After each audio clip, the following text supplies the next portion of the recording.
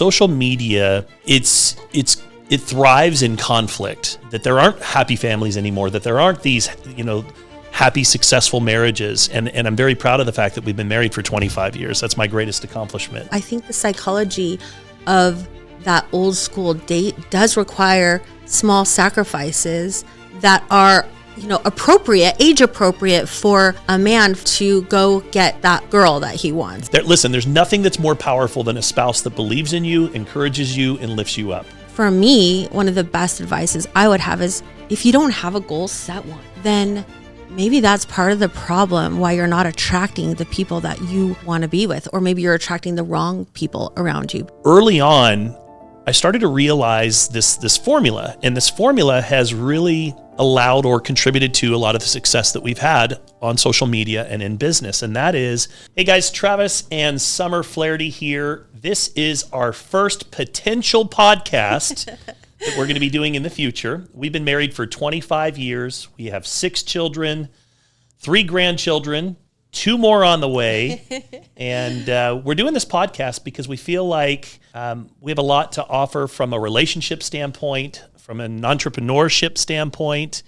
And we just want to share family values. I believe that the family is under attack today. Would you agree? Yeah, it is. I feel like right now, more than ever, there's so many vices and things to distract people from keeping them focused on what really matters, just from the pure aspect of being so busy that I think actually sometimes the family gets left behind. I just think about like how our kids, we have ages 9 to 25, and I think about how something like as simple as video games has taken a lot of time, attention, and focus away, and that constant struggle as a parent of setting boundaries. And I look at like when we had our 25-year-old and his journey, and then our 14-year-old, and I'm seeing that, and I think, I don't know that it ever gets better. And then social media on top of that, it's a lot. And I think as a parent, I feel like it's a lot to try to manage, and I feel like it's constantly changing. So I'm constantly in this cycle of learning how to help monitor and keep an eye on that, and then also just help to keep our children who are into those things grounded and not spending as much time on there. And I mean, we can go down a big rabbit hole about how that affects your mindset and your how you feel about yourself, your self-confidence, self-worth. And I feel like gaming and social media kind of do that both for kids, but I think it can do it for adults too. Well, I agree. I think that the adversary is hard at work. And we were just chatting about this with a friend of mine the other day, and we were talking about how growing up when we did, in the 80s, the best era ever, was so much more simple back then. You didn't have the pressures of social media. I almost feel bad for the children today because they are exposed to so much comparison and false reality. Yes. I mean, anymore, especially with AI, like you don't even know what's real anymore. And, you and I, we've had children that have said, how does this person, are they able to drive this? And they're able to do this. And then we come to find out later that they go and rent a car for the weekend and they're doing, and there's just so much of that out there. And I think that puts a lot of pressure on the kids. And then the gaming side of things, I think about when I was a kid, man, like we'd leave in the morning. We came home when the street lights were turning off was kind of our curfew, and we were like bike warriors. Like we got on our bikes and we roamed, all over the place, whether we were going fishing or just going from friends to friends' house. And now you have to battle to get the kids even out of the house. It is a totally different dynamic than when we were growing up. Yeah, it is. And I feel like they're missing out a little bit. I feel like they're missing out. I know the biggest, not complaint, but I know the biggest comeback for a couple of our kids who are into the gaming is like, well, why don't you go? How about have a pool party? Have some people over. Hey, do you want us to set up the movie, system outside so you guys can be in the pool and watch a movie? Do you want to play basketball? Invite some people over. I feel like we're like constantly trying to get our kids to invite friends over, because that's how we grew up. We grew up where you like just went and knocked on someone's door, said, hey, can you play or can you hang out? And then you kind of like what you said, you were out all day until the street lights came on, and you had to come, because we didn't have cell phones, but you just kind of knew, oh, we come home when the street lights come on and it starts to get dark. But nowadays our kids will be like, well, I am with my friends. We're like, they're in my headphone. But I just don't think it's the same. I don't know. What about the adventure? I feel like there's a loss of that like adventure of going out and like riding your bike to the 7-Eleven to get a Slurpee or something. I don't know, something even simple like that. I don't know if that's what you guys ever did. Like just, all the time. Like, oh, let's go it's hot. It's summertime. We saved our money. Let's go, ride our bike and get a Slurpee or something. I don't know. Or go chase down the ice cream man. Did you have the ice cream man? Of course. The social dynamic, I think about social media. And so Summer is, usually behind the scenes, and she is my business partner in every possible way. I think that, when we talk about, first of all, family being, under attack, I think that social media, it thrives in conflict. It's like the media. It's always perpetuating, this side versus this side. And I even think from a family dynamic and even a relationship dynamic, I think that the media, social media, the world portrays that there aren't happy families anymore, that there aren't these, happy, successful marriages. And I'm very proud of the fact that we've been married for 25 years. That's my greatest accomplishment. Me too. I'm in sales. I've always been in sales. And I think that that was my best close right there. But, I think about all those things, and I think, gosh, as entrepreneurs, I've largely been a digital marketer. Summer has been kind of behind the scenes. She's been my business partner in every aspect. She's involved in every decision that we make. But you don't love to be on camera. In fact, this is newer for her, and she's out of her element. But I really feel like you have so much value to bring to the table, and that's the reason why we wanted to do this and let the world see you shine, because you are an incredible mother, an amazing wife and business partner, and so I just think that social media, being a digital marketer, on one hand, it's necessary. It's necessary for us to be out front and to be able to give people a glimpse into our life. But at the same time, I also woke up this morning kind of feeling like, what would happen if I just deleted Facebook and Instagram and all of these different platforms? Because part of me wants to just disappear completely at the same time. And there's this tug of war a little bit between wanting privacy and just getting offline, because I think offline has become really negative. I think social media in general has become negative. I would even argue, I think you could go down and argue that social media has been one of the greatest developments of our lifetime and one of the greatest detriments of our lifetime because of the way that it's changed our society. You have any thoughts on that? Well, I mean, you just look at how social media rewards you. How we are always, I feel like in our family, we're always talking about like, how come this, TikTok didn't go viral and this person's dead? And like, I don't know. Or like you'll have or one of our kids will have a TikTok on there for like 3 weeks or even like 3 months. And all of a sudden it decides to pop off and go viral. And it's like, you try to analyze what are the aspects of that. And it's hard to completely understand because sometimes there's no rhyme or reason. Some of the dumbest things go viral sometimes. Like it makes no sense. Oh, it drives me crazy. But to that point though, I mean, I'll be like, oh my gosh, this is so annoying. Or Tuscany will be like, oh, I don't want to. I'm like, you should make a comment. That's not really cool that person said this or that. And not to be mean, but obviously we don't support mean comments or starting arguments online. But I feel like you should correct them nicely and be like, well, actually, that's not true, if you're replying to someone who's made a comment or not. But if you think about the way social media is, it rewards argumentative behavior because it's just all it does is it's just like, oh, it's interaction. Yeah, it doesn't there's no discrepancy of like, oh, it's positive interaction or negative. It still rewards that negative, and then that pushes it more in the newsfeed. So I think maybe that could be part of, like, the problem. Like what you said, it can be for good or for bad, but you think about all of those argumentative engagements with people, and it just makes more and more comments, and then it just pushes it, to the front of what you're seeing. But I do think there are a lot of positives to it. I think that's why we just have to be super aware. And I think it's really hard to try to teach your children. I mean, we always say, like, pick and choose your battles. And I'm glad that you are so good at social media, because I think that's really been so helpful in guiding our children because of all of your experience. But I am the opposite.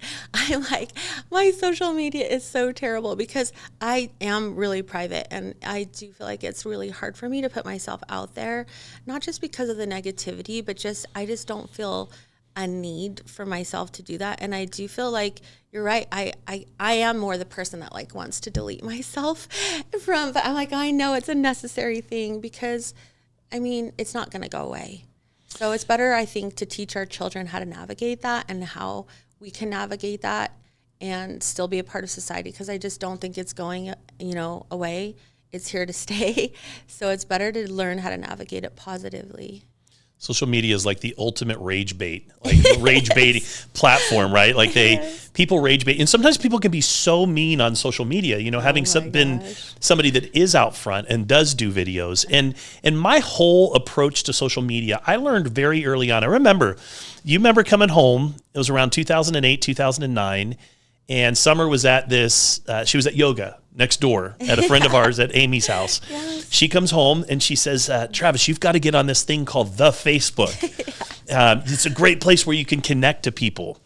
And, at that time we were involved in a business where we were growing networks and organizations. And I was part of the NFL club. If you don't know what that is, it's the No Friends Left Club. You reach out to your inner circle. And once you've talked with them about your business, it's like, who do I talk to next? But, the thing is, early on, I started to realize this formula, and this formula has really allowed or contributed to a lot of the success that we've had on social media and in business. And that is, value establishes trust, and trust drives revenue. So instead of going out and being a billboard or just an advertisement, like a lot of people are constantly just, throwing out these advertisements about what it is they're promoting or their business is, I started going to seminars and events, and I would learn something, and then I would come home. And do you remember? Summer would hold a flip camera. Yeah. Remember the old flip cameras? And she would record these videos, and they were like 2 minutes long, 3 minutes long.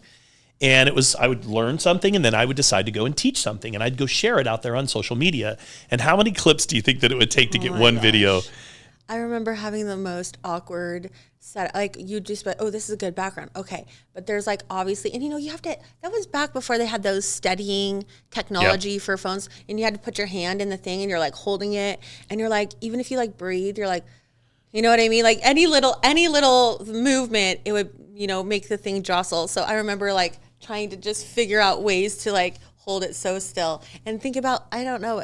I like thinking about that time because I feel like we've come so far. It's fun. Poor Summer's arms would get so tired because I would literally, it would take me 20 clips. And if you guys saw this behind the scenes, I'd get halfway through a video and then mess up, and I'd be because there's no way to edit. And be get so frustrated. And Summer has always been the voice of reason and calms me down. And listen, there's nothing that's more powerful than a spouse that believes in you, encourages you, and lifts you up. Absolutely one of the most important decisions in your entire life. The most important decision is who you marry. And I married a good one because she would always bring me back to center, get me breathing again, because I'd get so frustrated. Yeah. And it would take 30 attempts to get a 2-minute video. I remember my arms would get tired. So I'd be like, Chandler, come here. And I'd try to figure out how to do the same angle so it wouldn't look weird. And I'd rest my arms on his shoulders and try to hold it in different ways because my arms were getting tired. But yeah, I feel like those were really fun days. I like thinking about how far we've come. My point in sharing that is, we decided early on that on social media for me and my approach is about uplifting, adding value, trying to inspire people to do more, to be more. And we made a decision very early on that we were going to lead with family values. That is not necessarily the most popular thing on social media, but we decided that we were going to lead with family values. And so we wanted people to be able to see a happy family, and we would share the good and the bad, right? The struggles and the challenges that we have gone through as entrepreneurs, the ups and the downs. And even in the early days, we would throw the kids in the car and we would go from city to city. And we would do these things called executive appointments, where I would come in and I'd meet with all of our team's prospects, and our kids would be there with us. Yes, and we would showcase that on social media. We wanted to tell the story. And I think that started to cultivate an audience of like-minded individuals, right? We started to build our tribe.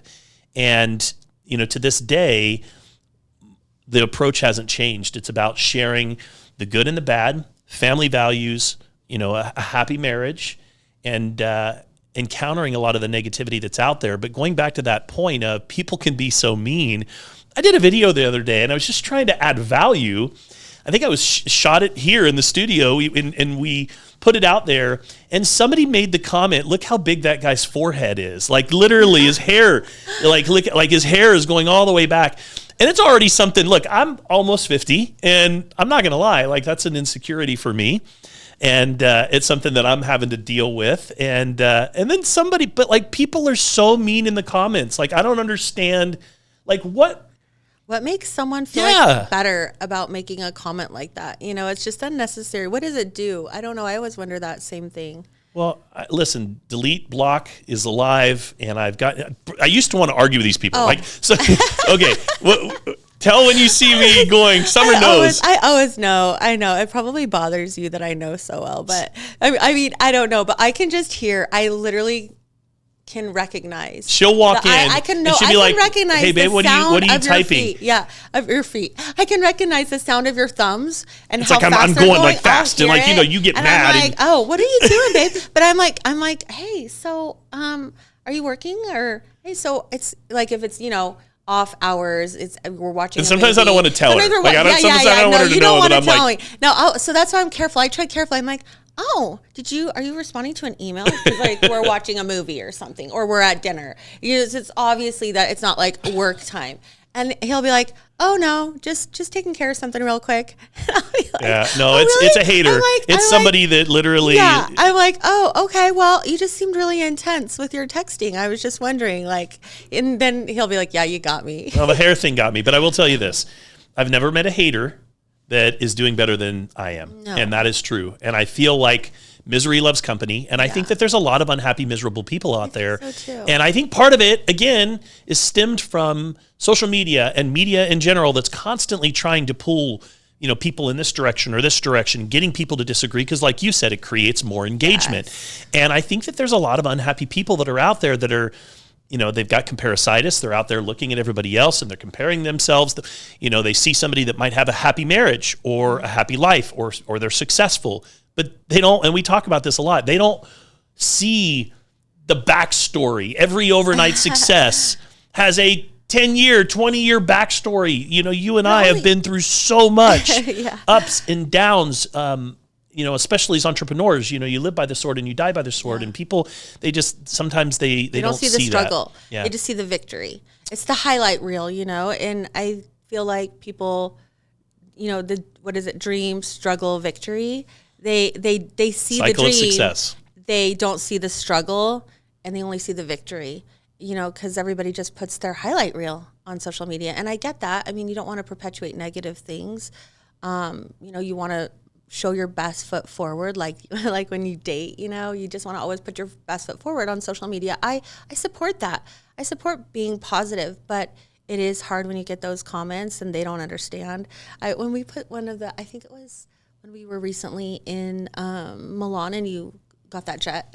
You chartered that jet for my birthday. There is some really interesting comments on that TikTok, and someone was like, "Who are these people?" And I don't know, but I think it was just because it was such a really cool thing, and it's not like we do that all the time. That was like a once in a blue moon type of thing. It was a special occasion, but it was just like, it's easy to see the success. Obviously, that was a really cool experience. It was my 50th birthday. Travis did this really wonderful surprise for me. And that's like a fun, cool thing to post. I was excited. It was a surprise for me. But, like what you're talking about, people can be like, oh, they have it easy. Oh, can I be your cat? Can you hire me for you? Did you see some of those? Yeah, funny? you know what? There's always a backstory. Yeah. Even that Yeah. story has a backstory. Yeah. It's me. We tend to be spontaneous and do things last minute. It's not uncommon for us. We've booked a flight on a Thursday and left at midnight Thursday night to go to Italy before. And by the way, those are the best trips. Like, those are the best trips. Have always been for us. Yeah. And so it's very common for us to Spontaneous. book last minute. It was Summer's 50th birthday. Business has been crazy. It was very difficult for us to get away, but Yeah. we made it a priority. You have to make your relationship a priority, by the way. Yes. And so we went, and we literally did this whirlwind trip we were gone for 5 total days, 4 days, 4 nights, 5 days total. Yeah. And where did we go? Tell everybody where we went for your Travis 50th. surprised me and took me to Venice We went to Venice for first. 2 days. And by the way, I didn't tell her where we were going. So we got to the airport in Phoenix, and the first flight was just to New York. So she thought maybe it's New York that we're going to. Yeah. So she had no idea where we were going. I told her to pack. I gave her the climate. Yeah. Got to New York, and then Yeah, and we went to Venice for 2 days, and then we also went to Milan for 2 days. Yep. And I do want to speak to something about that, because obviously there is a backstory, and the backstory for us is we have 6 kids, and they're kind of all spread out from 9 to 25. And so, as you can tell, it's like one's finally getting out of diapers and finally going into school. It's like, oh, there's another baby, toddler, whatever. So it's just been really hard for Travis and I. We've had to make an effort and work at finding things for us to do, to put us first, because we always have our business and our children. Obviously, our children comes first, and then, our business. And then it's sometimes we get the short end of the stick. And sometimes, too, because of being entrepreneurs, we haven't always been able to afford, because we'll throw the kids in the car. We'll try to combine it. We're really good at combining, like, hey, we're going on a business trip. We're going to bring the kids, so we're not leaving them. I feel like we've done really good having a lot of fun adventures that way. But in the end, we're just left with Travis and I in the end after all of our kids are, married and gone out of the house. So we've made it a priority at least one time of year to try to do something. And sometimes it's just a staycation. And other times, now that we have kids now that are older. Kids that have kids. And kids that have kids. And now they're like, yeah, we'll help watch the younger boys. So now it allows us to be able to have a little bit bigger adventures occasionally. And so that's kind of fun for us, because I told I can't remember what I called it, but I told Tuscany, I'm like, we're in our travel era. It wasn't travel era. I'll have to think of what I said. But it's our era of finally being able to financially afford going away from the kids, having the kids taken care of, because we only have a couple and our older kids are helping out. And it's kind of freeing to feel like that. But again, there's been a backstory. And so now this is kind of like our reward. But people kind of think it's crazy that we only do Europe in 5 days. But again, wouldn't it be better to do a lot of people are like, you're not going to go there unless you have 2 weeks. We we literally are like, you know what, even if you only have 4 days for 5 days, you got to make the time. Yeah. So the backstory on the private jet thing was, in Europe, there's flights that's the cool thing about Europe, is you can hop on a flight usually for $150 and go, all over the place. And so in my mind, I wanted to get to Venice, and I didn't want to have an agenda. If we wanted to stay an extra day there because we loved it, and one less day in Milan, well, so be it. Yeah. So the night before, we thought, okay, we're ready to go on to Milan. And I went to look, and there was one flight to Milan, and that was it. And it was at 6:00. And that would have taken up a whole day of travel. And that really was our last day before we had to leave. So I decided, what are some other options, and found a private jet company. It was actually very reasonably priced. It's a 16-minute flight. And I chartered this jet. And of course, I was like, honey, it's your birthday.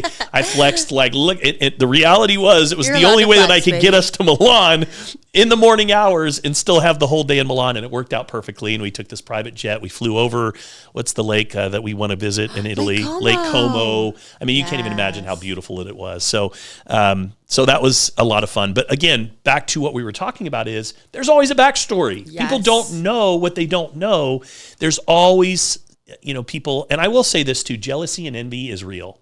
Jealousy and envy is real. People don't know how hard you've had to work, how hard, there's always going to be different perceptions. That you made, I'll give you, what, by the way, I'm not wearing my wedding ring. Somebody might say, aren't you guys married? Why is Travis not wearing his wedding ring? Let's address this. So again, perception thing, right? Yes. So we were in New York for my birthday a couple of weeks ago. We made time to get away for 72 hours because that's all we had between business, the holidays, family. We got away. One of my favorite things to do in the world is to go to New York at Christmas time. Like, there's just nothing like it. And so we decided that we were going to splurge a little bit. We stayed at the Home Alone Hotel, the Plaza Hotel, which was amazing. And I kid you not, the last day there, somebody says, oh, did you know there's a blizzard that's coming in tonight? And we're like, what? No, we had no idea. We're leaving tomorrow. We had no clue. So we wake up in the plaza in the morning, look out the window, and it is white. Like the whole Central Park. A winter wonderland. We had a view of Central Park from our window, and it is a winter wonderland. Like, how much more perfect. All I wanted was a little dose of the holidays, and I got it. And so that morning, we're like, let's go out to Central Park, get a little picture before we leave. And so we go down to the park, and of course, it's slippery and kind of slushy. And then we do our little selfie, and I'm like, well, let's go over by the water. It's a little bit more pretty. And I stepped on a solid sheet of ice, and man, both feet went flying, and I hit the ground so hard. I was worried about you. Had my hands down underneath me, and I actually broke 2 of my fingers, and I fractured my rib. And I kid you not, I laid there, and I was like, I either broke my rib or my back. I'm not sure which one. That was scary. And so the point is, you know, after getting home and everything else, by the way, we just had our 25th anniversary. I can't even get it off. Man, I'm swallowing. We just had our 25th anniversary. And you know what I wanted for our anniversary? She says, what do you want? Anything. What do you want? And I said, I want a Super Bowl ring. Yep. She said, what do you mean a Super Bowl ring? I said, a Super Bowl ring. It's indicative of 25 years of marriage. So I got my Super Bowl ring, and now look. I can't get it past my knuckle because my finger is broken. So anyways, bottom line is this. Perception isn't always reality. There's always a backstory. Social media can be good and bad. It's what you make of it. Mm-hmm. And it is sad, in my opinion, what it's done to society today. Even kids today, they don't even go on dates anymore. Our older teenage daughter talks about this. It's like, you know, people slide into your DMs now. They don't take people on dates the way that we used to. And it's interesting to think about. And I'd love to know from you guys that are watching, how do you think that it's impacted the world today? Do you think it's for the better, for the worse? What are some things that you guys have seen that society, from a society standpoint, have changed? Right? Dating, like we talked about. Dating has changed a lot. And it's interesting because a couple of young women that we work with at our office, they always talk to me about how hard the dating scene is for them. And they're 26 and 27 years old, and, you know, all the way down to our 19-year-old. And these are smart, intelligent, beautiful women who have a lot to offer, and they are educated, and they are like, the guys just are not putting any effort in. I don't know. And we've talked a lot about why, but it is a thing. It's not isolated. It's not an isolated event. And it seems to be kind of this age range from, like, I don't know, hopefully not younger than 18. Maybe it's getting worse but up to like 26, 27 years old. And I don't know, a lot of them think it's social media has kind of made it lazy and easy. And like those dating apps, you know, you don't really have to put a lot of effort in. People just send pictures. That was one of the theories from, you know, talking to a lot of the girls out there.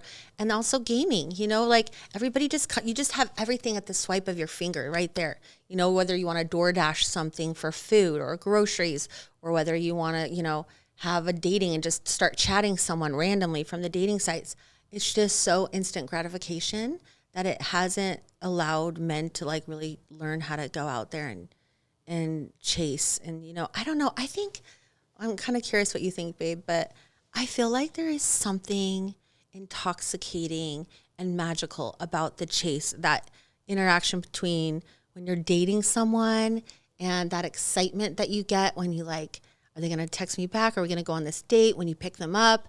And I just feel like when you were chasing me the whole time we started dating, you were just chasing after me, and it's not really true. It's the other way around. But no, I do. I think that and that they're missing out on that.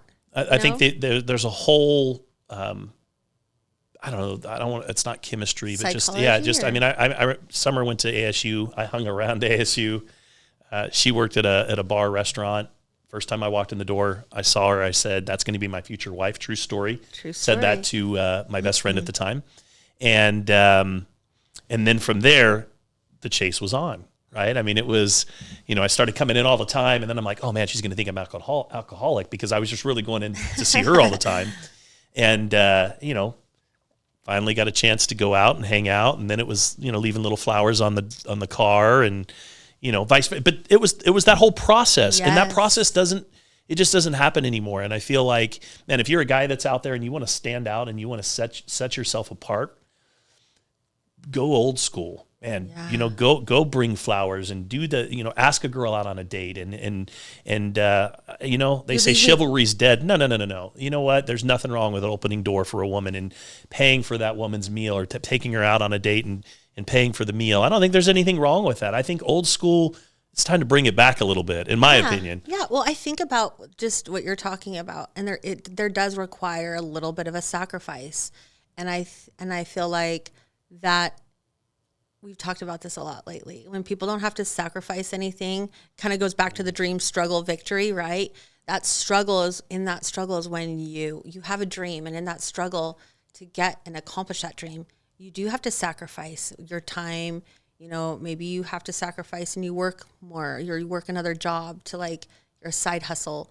I mean, there's different ways that we sacrifice for people and for the things that we want, but I think the victory is so much more sweeter when you have had that struggle. Mm-hmm. And going back to dating, I feel like there is a little bit of a sacrifice there on the men's part to put yourself out there, ask on a date, possibly that psychology of like, are they going to say yes or no? But then planning the date. And that means sacrificing time with your friends, sacrificing time with your, siblings, or time going out and hanging out with the dudes, or on video games, or, you have to plan, sacrifice whatever you would normally be doing. And then you also have to sacrifice financially. Like, what is your budget? And you have to let go of what you normally would be buying with that money to take someone out. So I think the psychology of that old school date does require small sacrifices that are, age appropriate for a man to go get that girl that he wants, And I think there's something psychological when you're willing to sacrifice for that, you value it more. And I don't know, maybe I'm just guessing. It's just too easy now. Yeah, it's too easy now. Like you said, it's that microwave society. When we talk about that cycle of success she's referring to, which is dream, struggle, and victory. That is the cycle of success in all things, right? You have a dream, then you got to be willing to go through the struggle to ultimately declare the victory. But because of social media, because of the things that we're talking about, this microwave society, instant gratification, want it now, everybody just kind of goes from the dream to the they want the victory without the struggle. Yes. And that you could apply that to business, you could apply that to relationships, you could apply that to marriage. Yeah. There's always going to be that struggle. That is that refiner's fire, and that's what makes it worth it, right? Yeah. We talk about these kids today on social media and just how it's changed the perceptions and changed, how they date and how they meet each other. And, of course, on one side, we have a daughter who's 19, and she talks about how people just don't ask people to go out on dates anymore. And that's something that she would like to do. Yeah. But instead it's people just want to slide into these DMs. But there's another side to it as well. Yeah, I don't want to sound like I'm boy bashing, because we have boys. I love my boys, and they're amazing. And it is hard. I think social media affects both boys and girls. But I think that there is could be a little bit of anxiety or fear to ask girls out, because I do feel like we were talking about before, you only see the highlight reels, right? And for us, we live in a little bit of a bubble. I feel like we live in an area where there is a lot of like high affluence and high expectations. And I think that could really mentally stress a guy out. Like, what is the expectation when I take this girl out? Like, are they willing? Like, I only have a job here at the car wash, or I don't know. I mean, I think that could really be also playing a part, and maybe it's not being talked about, but I feel like it's always important. We teach our girls that obviously when Travis and I met each other, we were in college, we didn't have anything. We struggled together. We dreamed and we struggled together. And I think when you're looking for that person that you want to date, you want to look for someone who has the willingness to go through the struggle with you to get your dream, to get the victory. And so I think then that comes into play where like you're looking for character, and you're looking for somebody who has more depth in them, and not just about like the frills or this, on social media, you see a lot of, I don't want to say competition or like whose car is better or, how many purses or shoes or I don't know. I'm probably not alliterating. Well, there's a lot of there's a lot of false expectations that are out there. Yes. You think about these, these influencers. Yeah. Oh, yeah. And everybody wants to be an influencer today, right? does. Everybody wants to be an influencer, or they pretend to be an influencer, Yes. and so you get guys that are successful, driving great cars, and they're throwing around cash, and they're showing the lifestyle online. And I think that could be intimidating to the average male and the average person, because maybe they feel like they don't live up to that. I'm not driving a Porsche. False reality that is being set. Because let me tell you something. The average 21, 22-year-old's not balling. No. You know what I mean? Like, I'm just going to tell you right now, 21, 22, you're trying to figure life out. You're just trying to figure out, how to provide, how to make a living. And if you are, thinking about settling down, how to provide for your family at that stage. So I do think that there's this false reality out there on social media that isn't realistic. Yeah, it is true. So guys, let me tell you what I think that you should do. If you are finding yourself into that age demographic, and maybe some of this does connect with you, first of all, my message for my children and for those that are watching is never settle in life, right? I think people trade comfort for they sacrifice their dreams for comfort. Yeah. And I think that comfort is the greatest enemy to success. And there is nothing wrong with wanting it all. In relationships, we believe that life is meant to be extraordinary. And I think that even intimidates some people, first of all. I think that a lot of people, I believe you should have an exceptional and an extraordinary marriage. And I think that there have been people that we have met along the way that, I don't want to use the word jealousy, but they maybe have a different perspective of how marriage should be. Yes. And the way that we operate together might intimidate some people. I think you should have an extraordinary career professionally. It doesn't mean you have to be an entrepreneur, by the way, whatever you're passionate about. But if you're waking up every day and you're miserable going to work, then you know what? Change. You're not a tree. Like, do something about it. I think you should have an extraordinary financial situation. I think that we are meant to be free, to live free, to be able to do the things we want to do, not that that we have to do. So to me, I think life should be extraordinary in every possible way. And I just want my children, more than anything, our children, to never settle. Whatever that is, I don't want them to settle. I don't think anybody's truly happy settling. Are you? I just don't. I think that goes back to like not truly fulfilling who and what you were meant to do and who you were meant to be. And I think having the audacity to dream big and set goals and take that step towards achieving them, I think through that is where you find your true purpose and your true passion. And settling, I don't feel like you ever will. I just don't. And I do believe what you said earlier about when you are self-fulfilled. I think what you were describing is when you don't need that other person, whether it's, I don't need a man or I don't need a woman. It's because you're doing the things that you know you need to do to accomplish your goals and dreams for that time. So I think for me, one of the best advices I would have is, if you don't have a goal, set one. If you don't have like a spiritual goal, physical goal, educational goal or career goal, I think you should have multiple in that tier, then maybe that's part of the problem why you're not attracting the people that you want to be with, or maybe you're attracting the wrong people around you. Because I do feel like what you put out is, in a sense, like your energy is what you get back. And I do feel like you will attract the same kind of people with high goals, high standards, if you do that yourself. But if you're just kind of like what you said, kind of being aimless, or just not kind of just floating around with not really knowing what you're doing, and that's okay. I do think you are allowed to go through changes where you're like, I don't know what to do now. Like something has changed.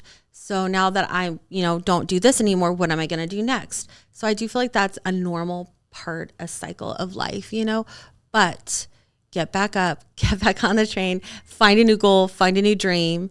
I always love the scene in Tangled I don't know if anybody has watched that movie before, but there's a song where she talks about, I have a dream, and her dream is to see the lights.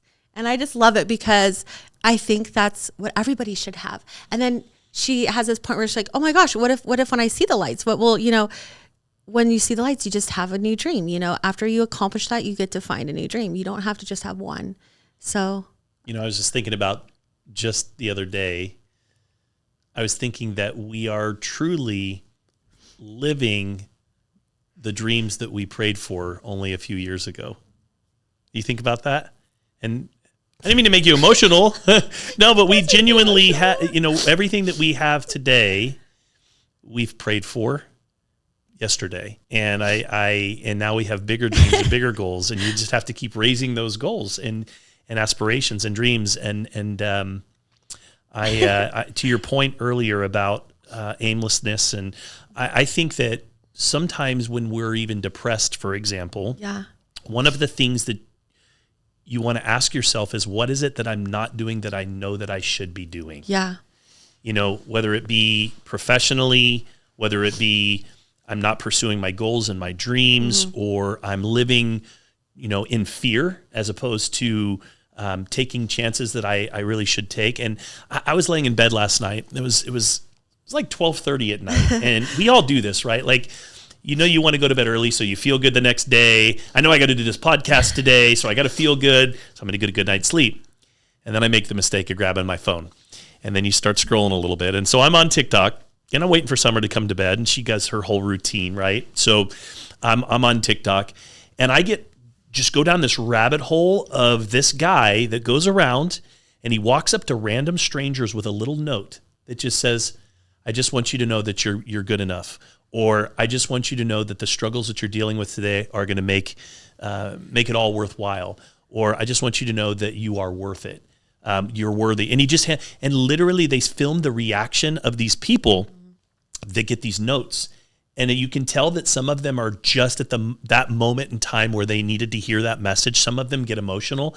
I spent like an hour watching these videos, and I loved them. It made me feel so good to see how something so minuscule could have such an impact. And my point in all of this, kind of bringing it back to what we were talking about, is sometimes we know we should be doing things that we're not doing, and a message from some random stranger passing a note to you, and you read it, and all of a sudden you get this confirmation that maybe it's time for me to take that leap. Maybe it's time for me to do whatever it is that we're doing. And so I think that a lot of anxiety today, a lot of depression today, a lot of that out there today is coming from either us comparing ourselves with others out there in the world without knowing what's true, the reality, and B, not doing the things that we should be doing. And I think that those things are important when it comes to joy, happiness, success, attracting a spouse, maybe whatever it is, finding that true purpose in life, I think is important. Yeah, I agree with you. Do you remember, I don't know why this popped into my head, but do you remember when Cayman was little, he had this thing where he would just go around and he'd point and he'd be like, you're amazing. Yep. He would go around. He was like 3 years old. And I don't know how he started this, but he would just go around and be like, you're amazing. You're amazing. To random strangers. Yes. And we would be at the airport and or anywhere, out to dinner or lunch, or I don't know, but at church. And he would be like, you're amazing. Someone would start to give him a little bit of attention. He goes, you're amazing. And it was so people would light up. People were like, oh my gosh, like, there's this little 3-year-old going around telling people they're amazing. And he was so like exuberant and joyous when he said it. And it just, people would get emotional sometimes because they were like, oh my gosh, that is so sweet. Like, I don't know, maybe they never had anybody tell them they were amazing. But I remember that. I do think just words of kindness to people have big impact, Then we had the other daughter. The other daughter. So I won't say which one. But some of you might remember this video that went viral many years ago of Will Ferrell, and he's got this little baby, this little girl. She might have been 2 years old at the most. It was a skit. Mabel, I think it was. And she was collecting money from Will Ferrell, and she was the landlady. She was the landlady, and it's a little tiny girl. And she says, hope it was his daughter. and she says to Will Ferrell, he's like, look, I'll get the money. I'll get it. She says, no, I want my money, B. And I'm not going to say the word, but you know, it was a funny skit. But so we laughed about it. It was funny. Someone it went viral. showed it to Someone us. showed it to us. And kids are always watching. Kids are always watching. So our little daughter, who's happened to be around the same age at that time, we were out. Where were we out at dinner? We were in a restaurant. Oh my gosh. Do you remember this? Yes, I remember where we were. We were at P.F. Chang's. She has this kind of memory. Lunch. She remembers. Because it was so like, oh my gosh, what did she just say? And so the lady said, "Oh, your family's so cute, and they're all so well behaved." And our daughter turned and looked at her and said, "I want my money, be it." But thankfully she's a 3-year-old, so it didn't come out exactly. And that the lady way. goes, "Oh, what did she say?" And we're like, "Oh, nothing." I feel like I can't believe we're outing. Oh, I'm not saying which one it was, but it was. I'm just laughing because we were talking about how one kid's going around saying, "You're awesome." By the way, this is not. My daughter didn't always do this. No, it was just one of those funny moments. She was just repeating. Yeah, but funny times. But I do think that being what we put out and share, you know, just going back to Cayman and how he was always saying that. I wonder if maybe we were always telling him he was so amazing that he just started telling other people he was amazing. I went down that rabbit hole last night, and it was a really fun thing to watch, and something that I even was like, man, sometime I want to just walk up to some random stranger and say, hey, you know what, you're worth it, or your struggles today are going to be worth you're going to make it one day, or whatever the case might be. But it was really inspiring, and we can talk more about that on another episode if you're willing to come back and do this with me again.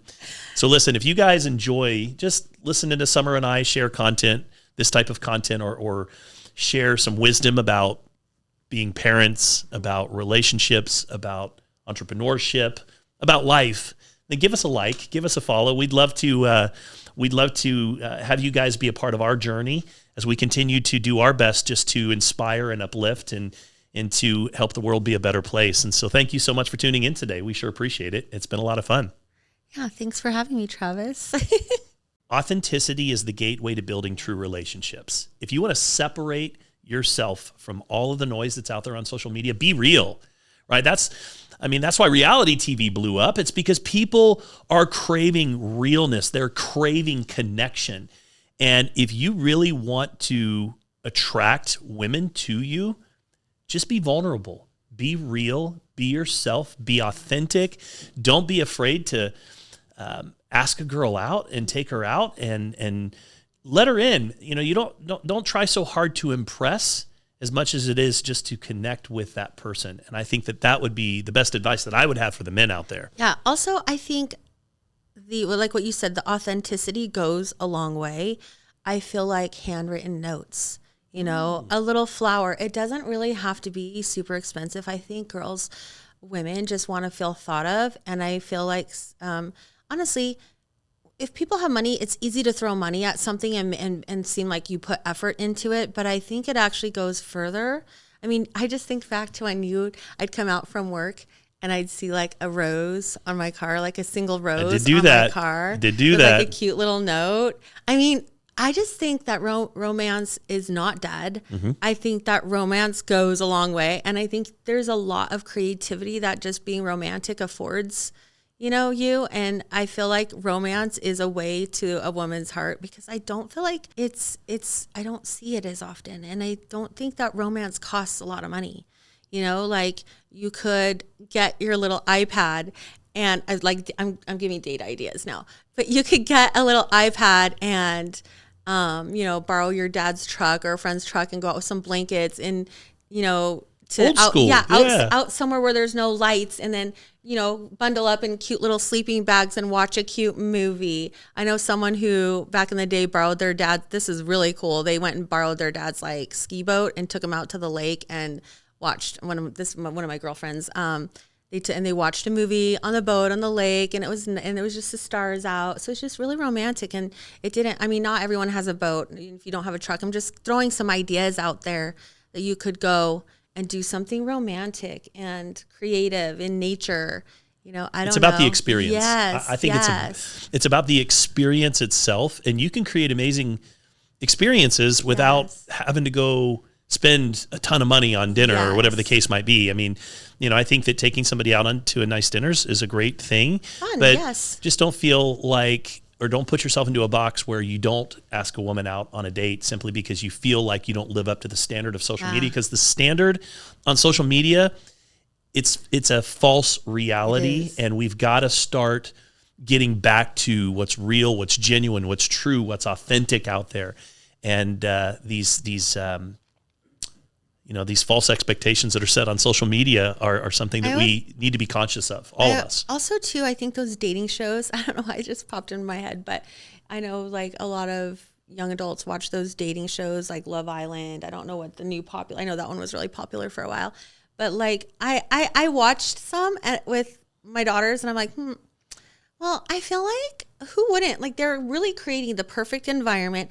They're thinking of the dates for you. They're like, the guy or the girl have it easy. They don't have to do anything. So like, they're falling in love under false pretenses. I would really love to know how many of these, like The Bachelor, Bachelorette, how many of these dating shows really produce long-term relationships, because there's no effort putting into any of these shows.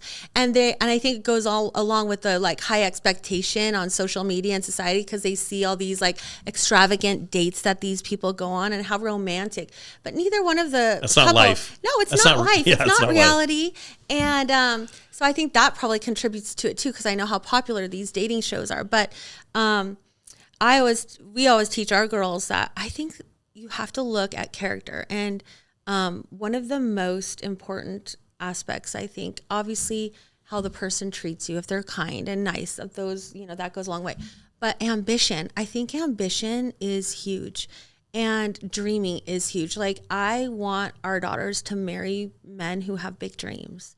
And it's okay if they don't end up accomplishing that, because sometimes it's just the journey that you're on and it takes you in a different direction. But just taking that first step, going down that journey of like, this is my dream, this is my aspiration, I'm willing to work.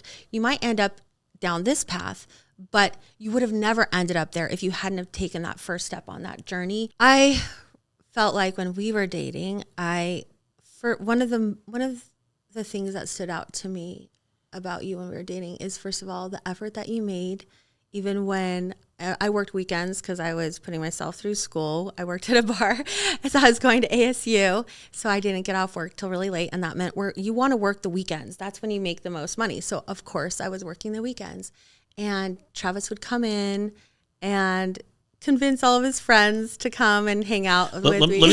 Let me tell a story here, because I had a camping trip planned. Yeah. I organized this camping trip. It was going to be for my brother's birthday. Like, it was February 20th was the weekend we were going to go away for his birthday. A lot of friends were going to go. And that same week, I kept going into where Summer worked, and she said it. She said, "Hey, what are you doing this weekend? Because we're having this little party out on the patio during the day. Happy hour. We were starting a happy hour. Yeah. Why don't you come?" And it happened to be the Friday, if I recall, that we were supposed to be leaving to go camping. Yeah. And I canceled the entire trip and convinced my brother and all of my friends to come here for his birthday. And I didn't really tell him why. I just told him that, hey, I can't go on this camping trip. And so we all came there. And after being there, we all had a great time. That's when Summer said, "What are you doing later tonight? After this, do you want to go out?" And my friends and I are going over here. Yeah. And my brother at that point said, "Now I know why you canceled this whole camping trip." So, the reality is it was just wanting to spend time with you. Yeah. And I think that went I didn't know about the camping trip, but just the effort that you went to come see me. And at the time we weren't dating yet, but that's how it started. That fateful night was the night that it started. She couldn't keep her hands off me. I'm telling you. No, I'm just teasing. And then, the little efforts of like leaving little notes on my car. I'd come out from work and there'd be a cute little note. Occasionally there'd be like a little flower.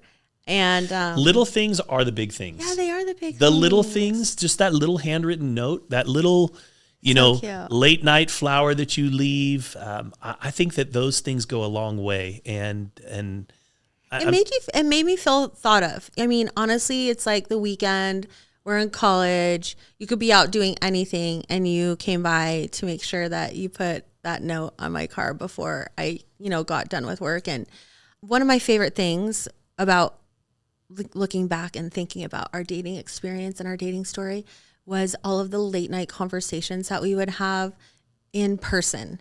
Like I remember about our dreams. Yes. And we would just talk about our hopes, our dreams, our aspirations. And I felt like we would just hang out talking all night about those things. And I just felt so connected. I felt really connected with you, with your goals for yourself, the things that you wanted, the things that I wanted. And I felt like what we wanted for our families. I know that might sound really interesting to someone, be like, what, you talked about families, but I just felt like that process of getting to know someone in person, where you're asking them about where did you come from, what your family, and doing it in person, and just that really mentally connected with me and me to you. So it was just different. I felt like it wasn't like anybody else that I had met before. And I do feel like you being vulnerable and sharing like your goals and dreams and aspirations, and me doing the same, really helped like us to find that bond and that connectivity.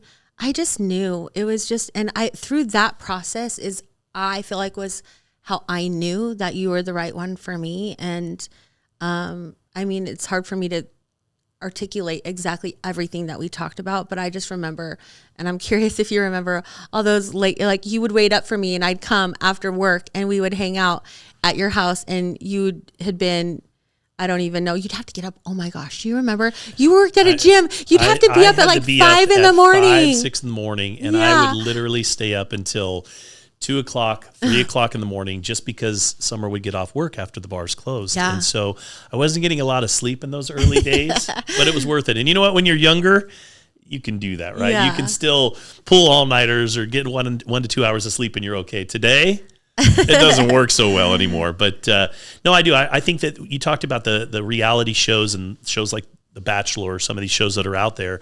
I think it's more about winning. Like, so the people, the contestants that are on the show, they just want to win. True. They want to be selected. And, you're right. They're putting together the perfect dates and the perfect scenarios, and they don't have to worry about money. They don't have to worry about challenges. They don't have to worry about, so there's no conflict. There's none of that. And of course, you're going to feel like, oh, this is the perfect scenario until reality sets in.